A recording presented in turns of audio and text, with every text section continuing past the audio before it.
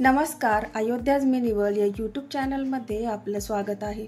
आज आपण घरातच उपलब्ध साहित्यामध्ये नाश्त्यासाठी किंवा मुलांच्या टिफिनसाठी झटपट होणारा रवा ढोकळा बनवणार आहोत। रेसिपी ही अगदी सोपी आहे व हा ढोकळा मऊ, लुसलुशीत व जाळीदार असा तयार होतो।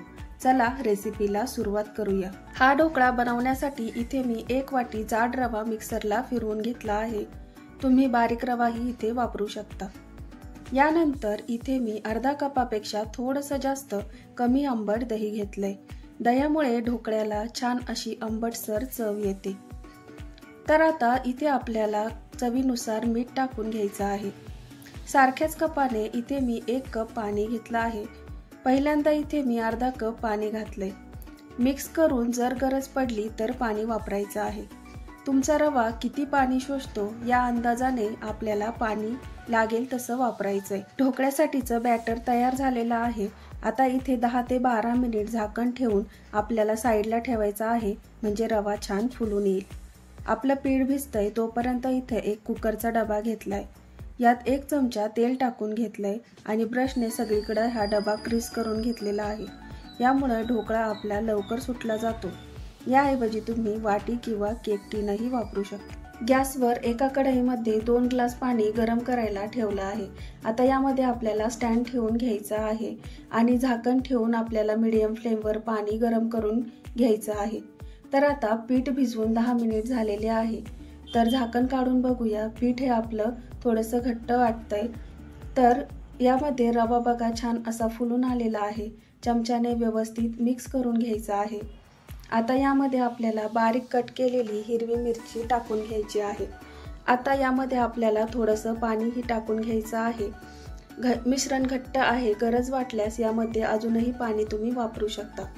आता शेवटी यामध्ये आपल्याला 1 पॅकेट इनो घालायचा आहे व 2 चमचे पाणी टाकून इनो ॲक्टिवेट करायचा आहे आणि लगेच चमच्याने थोडा वेळ फेटून घ्यायचा आहे। इनो घातल्यानंतर ढोकळा लगेच आपल्याला स्टीम होण्यासाठी ठेवायचा आहे, ज्यामुळे तो चांगला जाळीदार, मऊ आणि लुसलुशीत होतो आणि फुलूनही येतो। आता ग्रीस केलेल्या डब्यामध्ये हे बॅटर टाकून घ्यायचं आहे आणि बघा, हे बॅटर आपलं खूप जास्त घट्ट नाही व पातळही नाही असं झालं आहे। आता हलकंसं टॅप करून घ्यायचं आहे आणि लगेच कढईत ठेवून घ्यायचं आहे। पाण्याला आता छान उकळी आलेली आहे। आता ढोकळ्याचा डबा आपण पाण्यात ठेवून घेतलेला आहे। झाकण ठेवून मीडियम फ्लेमवर 15 ते 20 मिनिट वाफवून घ्यायचं आहे। आता 15 ते 20 मिनिट झालेले आहेत। ढोकळा छान झाला आहे। आता आपण चेक करून बघूया। तर टूथपिक एकदम क्लीन आलेली आहे। ढोकळा हा व्यवस्थित स्टीम झालेला आहे। गॅस बंद करून थंड होण्यासाठी ढोकळा काढून घेऊया। ढोकळा थंड होतोय तोपर्यंत गॅसवर एका पॅनमध्ये 2 चमचे तेल गरम करून घेतलं। यामध्ये 1 चमचा मोहरी टाकली। मोहरी छान फुलल्यानंतर यामध्ये आपण कढीपत्त्याची पानं टाकून घेतली। आता यामध्ये 6 ते 7 उभ्या कापलेल्या मिरच्या टाकून घेतल्या। हे सर्व तेलात 2 ते 3 मिनिट चांगलं परतून घेतलं। यामध्ये आता आपल्याला अर्धा कप पाणी टाकून घ्यायचं आहे। खूप जास्त पाणी आपल्याला इथे वापरायचं नाही। आता यामध्ये चवीनुसार मीठ व 2 चमचे साखर टाकली। यामध्ये आता बारीक चिरलेली हिरवी कोथिंबीर टाकून घेतली आणि याला आपल्याला 4 ते 5 मिनिट उकळी काढून घ्यायची आहे। ढोकळ्याची फोडणी आता इथे आपली तयार झालेली आहे। ढोकळा व्यवस्थित थंड झालाय।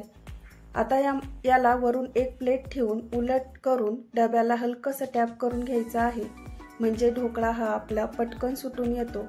तर बघा, हलकंसं टॅप केल्यानंतर ढोकळा हा आपला छान असा सुटून आलेला आहे। तर बघा, एकदम मस्त असा जाळीदार, मऊ, लुसलुशीत ढोकळा हा आपला तयार झालेला आहे आणि स्पंजी देखील झालेला आहे। आता या ढोकळ्यावर आपल्याला तयार करून घेतलेली फोडणी ही टाकून घ्यायची आहे।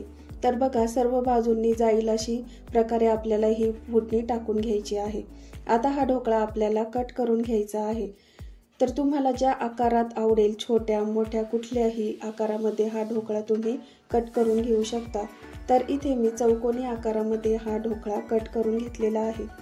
तर कट करताना तुम्ही बघू शकता, ढोकळा हा आपला छान असा स्पॉन्जी झालेला आहे।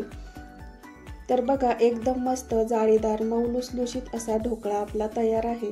पुदिन्याची चटणी किंवा सॉस सोबत तुम्ही हा खाऊ शकता। ही रेसिपी जर आवडल्यास चॅनलला सबस्क्राईब नक्की करा। धन्यवाद।